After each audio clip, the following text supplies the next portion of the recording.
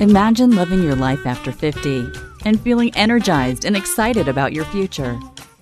Welcome to the Women in the Middle podcast, the podcast for women who are ready to figure out what they want and create the life they deserve.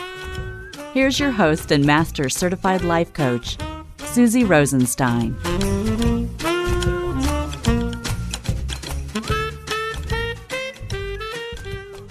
Hey there, today's episode is all about the way a family crisis can also be full of insight and even an empty nest joyride. Let's go. Welcome back to the podcast Women in the Middle with over 2 million downloads and counting. I'm your host, Susie Rosenstein, your master certified coach, midlife life leadership mentor, and founder of the Midlife Doodle Think Club. And I am so happy to be here with you again. Now, you are in the right place if you're a woman over 50 who's starting to feel time differently and want to stop coasting through life. Each episode helps you notice what's really going on in your life, recognize the moments that matter, and begin choosing your next chapter more on purpose, more intentionally. Today's interview is all about the way a family crisis can have positive effects in you and your life, including guiding you to connect with your passion in sometimes unexpected ways, including writing a book called The Empty Nest Joyride. But just quick, before we dive in, I want to make sure you know about a surprising way that I can help you at this stage of life. It's actually a simple way to slow down and create space to think, especially now in midlife. It's called the Midlife Doodle Think Club, and inside we use mindful doodling and the Zentangle method as a noticing practice. As a certified Zentangle teacher myself, it's one of my favorite places to hang out. The thing is, you're not trying to fix anything. You're simply noticing your mind while you doodle. And that's where the magic begins, because becoming more calm and present begins with noticing. And who doesn't want more of that in their life? One more thing, there are no art skills required. So if this sounds interesting to you, you can get all the details at www.doodlethink.com. Okay, now let's dive in. Today you're going to hear a personal story about a family crisis and how it helped my guest grow in so many ways. My guest today is Linda Hanstra. Linda is someone who went from being a working mother with 4 busy kids who felt like she had no more time for herself or her passions to a semi-retired empty nester with more time and more freedom. This new stage of life allowed her to focus on her passion of writing, to build a website, share posts on Substack, and publish 2 books, including The Empty Nest Joyride, Hope, Love, and Purpose on the Road to Contentment. You're going to hear the whole story and learn lots of good things. I know you're going to get a lot out of this episode. Hi, Linda. Thanks so much for joining us today on the Women in the Middle podcast. Thank you. I am so excited to be here. I'm so excited to have you here. As I mentioned to you in our little pre-interview, I'm absolutely fascinated by behavior change and when somebody actually realizes what they really want to do and go for it. And you have done that with writing. So can you tell us a little bit about your story, what was going on for you in your 40s, and how you started to notice that something had to change? Yeah. So in my 40s, I'm married and we had 4 children at that time. I think 2 were in college and 2 were at home, teens. And I started to think about maybe a life that wasn't centered on my children because I saw that they were going to slowly scoot out the door. In 2013, my daughter, 16 years old at the time, had a health crisis in that she had scoliosis and needed a major surgery for spinal fusion. And her recovery just wasn't going well. I mean, it's a big surgery anyway, but she was in the hospital for 6 days. They sent us home, and then she just was not recovering. And she was in a big cast, right, with that surgery? No, she had worn a back brace though for like 2 years, almost 24/7. Wow. And it didn't correct the problem. That's why they had to put the rods in her back. So no big cast. But her scar wasn't healing. She had no energy. She was so lethargic, could hardly make it through a school day. And she was losing weight. I mean, she was already pretty thin. But she just was down to, she was like 5'8" and 85, 90 pounds, something like that. Oh and my. Everyone was asking me if she was anorexic. And I'm like, no, she's eating like a horse. Wow. But it was just really scary. So finally, I kind of pushed my doctor. I said, can we do some blood tests just to make sure something's not off? And he said, sure. And so then that night, I got a call from the doctor saying, you need to bring your daughter to the ER. We think she has type 1 diabetes. And her blood sugar was like 700, over 700. It was just, she was way out of whack with her blood sugar and insulin. So Wow, her body had basically, a mother's intuition. yeah, Thank goodness you pushed. exactly. So it was quite a crisis time in our family. And I had so many people that wanted to know what was going on, family, friends, and so rather than repeat myself 20 times, I just decided to start a blog, kind of like Care Pages, but it was just a blog under my own name. And I started writing her story and what was going on. And I just started getting Let me feedback. just pause you there for a second, Yeah, Linda. yeah. How did you even know how to write a blog? Well, I think I may have started with some family vacation journals. I did a little blogging about our vacation, but it was just mostly for our purposes. So I can't remember, if I just looked it up and just started a very simple blog. It was nothing fancy at all. Right, that's what I did because I thought, blog, what's a blog? And then I remember going to YouTube and just looking up how to start a blog. And the example that I watched said, "Hello world." So I wrote, okay, I could do that. Hello world. I think I used WordPress for my initial blog, and Me too. I don't remember if I gave it a title. Yeah, I did give it a title. Anyway, I started getting feedback from friends and family that then they really enjoyed my writing, and I should keep writing. And I was like, oh, okay, maybe this is a gift that I haven't really, realized I had.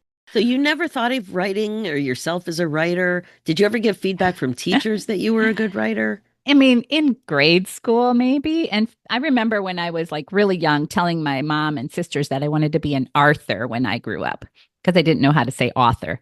Um, but that whole dream just sort of went by the wayside. Like I totally, I didn't really think about it. I did win some writing contest in middle school or something, but it was very minimal. I focused on more of a standard career. I went off to college for some kind of education, and I ended up in speech pathology. And so I was a speech pathologist for 35 years. Actually, I still am, but that's another story. Not so much creative writing with that, like just No, reports. report writing, Mhm. writing, lots of documentation and things like that. So the creative writing was limited to our Christmas letters every year. My husband and I kind of wrote it together. And then my vacation journals. That's all about all the writing I did. So it's kind of funny that this came back. Right. So the feedback that you were getting, even though you were writing about a crisis Uh-huh. and slowly figuring things out and all of that, Hmm. something was unique about the way you were telling the story, it sounds like. Right. I think I was very vulnerable. I shared my emotions. Hmm. I shared my fears, my faith, and things like that really connected with people. And that's, I think, why, I got that kind of feedback. It wasn't just, Wow. here's the facts. There were a lot of facts too. I was teaching everyone about type 1 diabetes and how that worked because Wow. we were learning, as we went. So Yeah. then your daughter recovered? Daughter recovered. Yes. Once we got her insulin figured out, got her on a pump, eventually got her on an insulin pump. But yeah, it was like a total turnaround. It was amazing. It just, yeah, when I think back to those days, it's quite a miracle and a blessing that everything turned out okay. She still, has her pump and her glucose monitor, and she manages it because she was 16. Luckily, she manages a lot of it herself. I have been able to step back even from the beginning. I was more of an overseer, but she took it by the reins and did it herself. Wow. And so Yeah. what ideas came to you at that point? Were you thinking I might be able to do something with writing? Initially, I just thought, well, I'll just keep writing. I'll just keep writing every so often about this, her diabetes journey. And then that sort of evolved into writing about parenting and family things. And I wasn't doing anything too regularly at the time, maybe once a month or once every 2 months, I would write another blog post. I was busy with working full time, having kids at home still. But by the time our youngest went off to college, I started dreaming a little bit more about maybe doing something more with my writing. And that's when I think it was a couple years, a year or so after she had left, I took an online writing class with a friend of mine. And again, she gave, because I was like, I've only gotten feedback from like people who don't know about writing, family, friends. Of course, they're going to say nice things. But this writer also encouraged me. And I had written a chapter, or I had written an essay about my husband's bicycle accident prior to our becoming empty nesters. Three weeks before we became empty nesters, he had a pretty serious accident. And I don't want to give it too much away because it's in my book. But that essay I shared with her, and she said, yes, this could definitely be a chapter in a book. So that got me thinking about empty nesting, our transition to empty nesting, our marriage, cycling. And I started coming up with metaphors. I'd go for a bike ride and a metaphor would pop into my head, like, oh, that kind of connects with this aspect of our life, and go home and start writing. And that was like 6 years ago, and the book just finally has released into the world. But yeah, so it was her class that really encouraged me again. I joined several writers group online. I started, reading books about writing and just teaching myself a lot that I didn't even know I didn't know. Amazing. And this online business is so amazing. You reached out to an online community and several online communities. And I have to say, that is something common that the other women writers who, came to writing later in life like you have mentioned on the podcast, that these writing groups are so important for feedback, support, and accountability. Yeah, that's true. Definitely. I joined a critique group, and there was only one other person who, she was like the leader of the group. Her and I were the only stable members for like 3 years, I think. We'd have people join and then bow out, and join and leave. But it was, she really encouraged me a lot. And just having that accountability, like you mentioned, having somebody who I knew was expecting me to share a chapter, and, so I would get it ready and get it edited and turn it in. Those kinds of things really helped. So at this point, you still have your job. You're still a speech pathologist. Right. And you mentioned that your funk came more in 2021 when you were in your late 50s. So at that point, you'd been through the worst of the pandemic, but your parents had both passed. So what happened for you in that phase? Yeah, I think, when your parents pass away, you start to really reflect. It's one of those life-changing moments that you realize, okay, my parents are gone. That means I'm the next generation, and I'm the grown-up now. I'm the grown-up. Right? I better start adulting. And yeah, I started wondering, am I satisfied with what I'm doing right now? Is this the life that I want to have for the rest of my life? Or, how long do I want to do this speech pathology job, which the pandemic had kind of lit me up in my job because we had new challenges. We had to learn how to do virtual therapy. It was just more engaging because I had to do something new. But once the pandemic sort of was over, I was back into, oh, I'm so bored with what I'm doing, the same activities. And yeah, I could probably, go out of I could go look for new activities and spice things up. But I was just not engaged in it so much. And I started running, so I was working full time as a speech therapist, but then I was also felt like I was working part-time as a writer. And between a full-time and a part-time job, you don't have any time just to relax. Right. Even though writing was a hobby, it was also becoming more of a job. And that's when I was like, I'm burning out and I need some more time. And so ran it by my husband, some friends and family. And yep, I got a lot of support from everyone that, yep, maybe this is time. So I decided to retire in the spring of 22. And by fall, it hit me. I'm really retired because all my friends are going back to school, back to work. And I had worked in the schools, and every year, I'd have my summer break and then I'd go back. And that was the year I didn't have to go back. And it was just very nice. I enjoyed the downtime, the free time, having more of everything, freedom and time to do the things that I had wanted to do. And did you find that you were able to do the things you wanted to do? Did you create some structure for your new life? Well, that's part of the problem. When I have too much time, I tend to be too unstructured and procrastinate more. I did accomplish some things. I must say by January of 23, I published my first book, which was just a smaller book, a Lenten devotional. And the whole process of learning how to self-publish a book, it really challenged me to learn new things and skills that I didn't even, know existed, things that I had to do in order to publish a book. Quite involved. I could totally relate to that because I also self-published a book, 50 Ways to Celebrate Life After 50. Oh, And cool. it doesn't matter if it's a tiny book or a huge book, it's all the same steps, Hmm. except you probably have to write longer for a book that has more words. Right, right.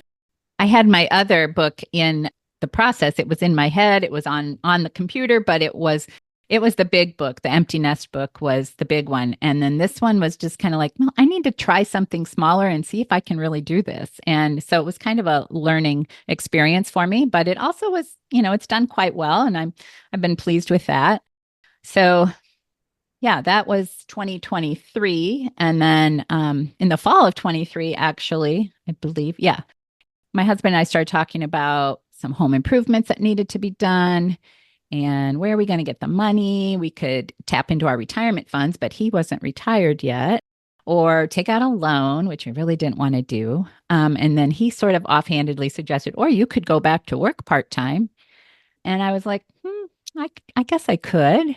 And I looked into it and within a day had a job as a virtual speech therapist, Wow. And because of which COVID, speech therapy is now online as one option. right, right. So for schools that don't have a therapist or their therapist is going on maternity leave, they just need temporary coverage. They call this company, and I was already familiar with the company because we had used their platform during COVID at my school, and I thought it was a good platform, and it's been great.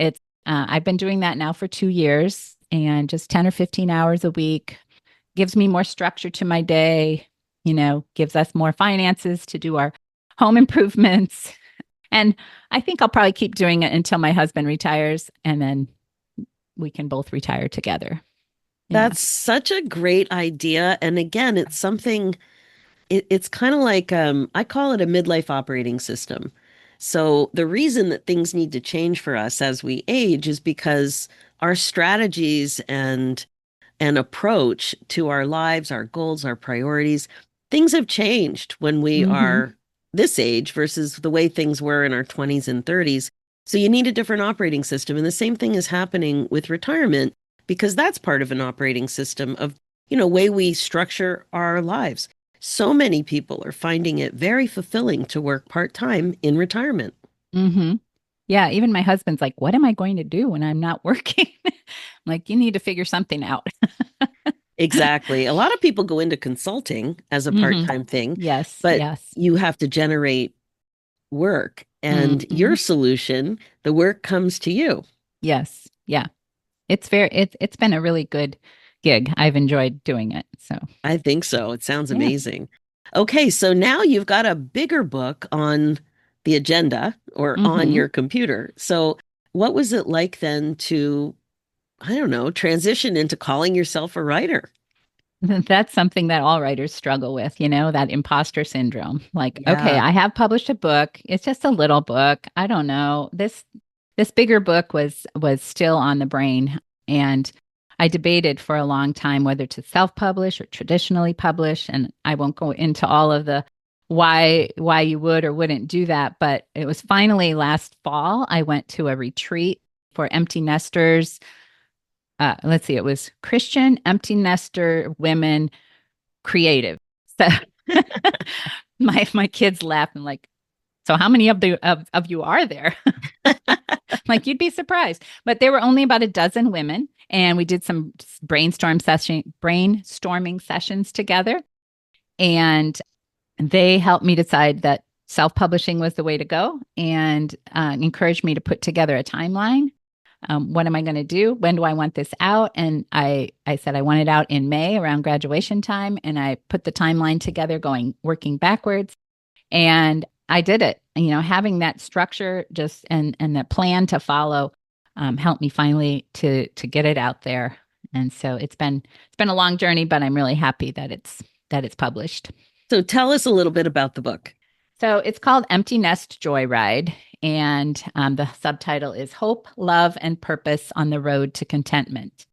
And as I mentioned before, stories of biking metaphors would pop into my head as we would be taking bike rides. So every chapter has some aspect of marriage, parenting young kids, adult kids, the craziness of life before the kids leave, and then the slowdown after they leave. There's chapters on communication and all different aspects of marriage and family life and aging as well. And then each one ties in with a metaphor to biking. You don't have to be a biker to enjoy it. I've heard a lot of feedback that people say, they really enjoyed learning more about biking by reading. And maybe I'd inspire someone to get on their bike again. Now, what's one of the metaphors that you can share? Well, signaling is kind of a big one. And the signaling, when my husband and I are riding together, we have certain signals like, car up, car back, on your left. And then we wave our hand if there's gravel on the road next to us or loose gravel.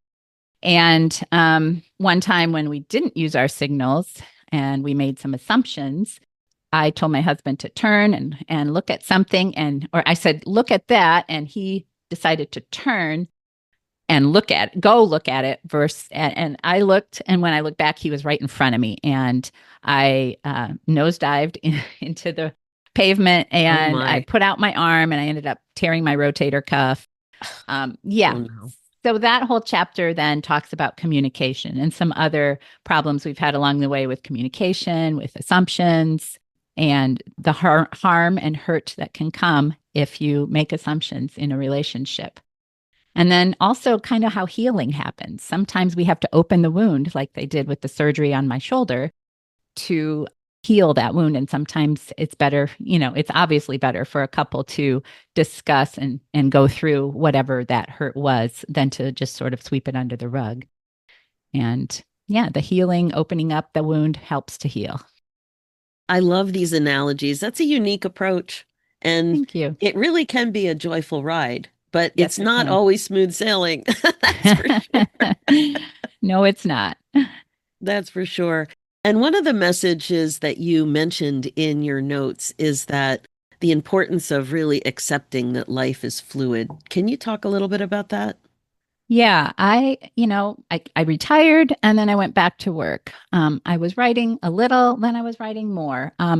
And even now I'm like, okay, I published this book. What's next? Do I want to keep doing this? Is writing going to be a continuous thing for me? Or do I want to try something else? I think especially when we get to our empty nest years, those are the golden years.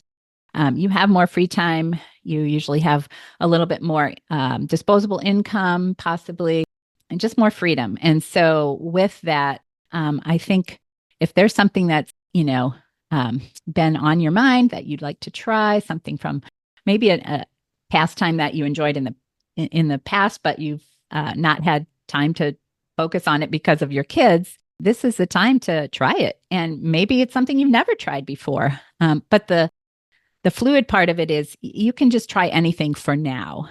It doesn't mean it's forever. It doesn't mean you're never going to be able to get out of it. The more you can find things to just sample and get your feet wet and see if you like it, the better.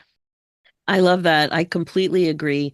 One of the things that comes up all the time in my Women in the Middle Academy is related to that, because we seem to have been conditioned the way we've been making plans for all these years. Like I said, the midlife operating system is different, and we don't need to plan out. We don't need to make a commitment to the amount of time that we did before. When you decided to become a speech path, you were like, yeah, this is going to be it for a couple of decades. Right. And it doesn't have to be that way anymore. It can be, this is it for a year. This is it for one lesson. Or, I like this. I'm going to stick with this for a little while. And in fact, we found that with our kids, that's kind of the way it is with the younger generation now too. Like when our son worked at a job for just less than a year and decided to move on, we're like, oh, that's not going to look good on your Oh resume. my gosh, that's the same exact thing that happened in our house. I'm like, what? You need to have 1 year on your resume. Yeah. And then he did that multiple times and it hasn't hurt his career at all. I mean, I Yeah. think that, Oh my gosh, it's exactly. very Things common. really are different. Yeah. Things But really like, are yeah, when I different. graduated as a speech pathologist, that's what I was going to do. And I did switch, different locations where I was working, but I stuck with it for 35 years. Yeah. Things are different for sure. Yes, yes, they are. Yeah, so for now is also a phrase that I encourage clients to add on to some of their thoughts when you start to, think out loud. And just adding for now can really just bring the temperature down when it comes to fear about a Mhm. decision that you're making. Right, right. Love it. Yeah, So, I also I have one of my chapters in my book is called Fears and What Ifs. And when I learned to, each of my kids has a chapter in the book. So I don't want to give away too much, but one of my kids has a fair amount of anxiety when it comes to new situations. And for me, with biking, the anxiety was learning how to ride with pedals that clip onto your shoes. ooh, yeah. It really helps with the motion and your legs and everything, but it also can cause falling because you can't clip out fast enough and your foot can't catch you on the ground. And so I have fallen a few times. So that chapter though focuses on, the what ifs. What if I fall? What if I'm so hurt I can't get up? What if, really scary stuff. But then there's also the what if I'm successful? What if I do try to write a book and it actually happens and it's published? Or what if things turn out better than I expected? And so it's looking at, the worst case scenarios. How would you deal with that? And the best case scenarios, and then, weigh it out. Yeah, and noticing that most of the time we don't even consider the best case scenarios. Right. We love to think about the worst case scenarios, but hmm what would it Right. be like if we spent the same amount of time, even the same amount of time, considering the amazing things that might end up as a result, not Right. just the negative things? Yeah, Right. absolutely. hmm So you mentioned something about mighty nest hmm versus empty nest. Can you explain that? Yeah. So when our last one left home, my license plate on my car was Kid Mover, KIDMVR, because that's what I did. I drove kids everywhere, as most moms can probably relate to, or dads.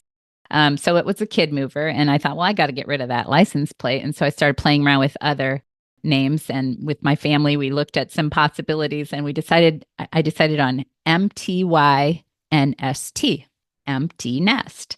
And then when I got it, I looked at it and I'm like, kind of looks like mighty rather than empty. MTY, looks like an abbreviation for mighty. I went, and so then I started thinking, well, how can we be a mighty nest rather than an empty nest? And so in the back of my book, I have a whole guide that goes through each letter of mighty nest, and it gives how to move from an empty nest to a mighty nest. What kinds of things should you have in place to guide you through that transition? And so I do have actually a shortened version of that just for the word mighty on my website. And yeah, free download if anyone's interested. It's at lindahanstra.com/mighty.